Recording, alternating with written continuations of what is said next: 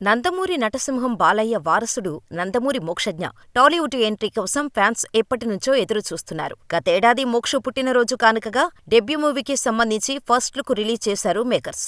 హనుమాన్ వంటి super hit చిత్రాన్ని తెరకెక్కించిన ప్రశాంత్ వర్మ దర్శకత్వంలో మోక్షు మొదటి సినిమా రాబోతోంది. ఈ సినిమాను ఎస్ఎల్వి లెజెండ్ ప్రొడక్షన్స్ బ్యానర్పై సుధాకర్ చెరుకూరి, తేజస్విని నందమూరి సంయుక్తంగా నిర్మిస్తున్నారు. కానీ పూజా కార్యక్రమాలతో సినిమా స్టార్ట్ అవుతుంది అనుకునే టైంలో ఈ సినిమా వాయిదా పడింది. ఒకానొక దశలో ఈ సినిమా ఇక ఉండదు అని కూడా వార్తలు వెలువడ్డాయి. దీంతో నందమూరి ఫ్యాన్స్ నిరాశకు గురయ్యారు. కానీ ఈలోపే మోక్షు రెండో సినిమా స్టార్ట్ అవబోతోందని మరోసారి వార్తలు చక్కర్లు కొట్టాయి. అయితే వీటన్నిటికీ చెక్ పెడుతూ మోక్షు రెండో సినిమా నిర్మాత సితారా నాగవంశీ క్లారిటీ ఇచ్చాడు.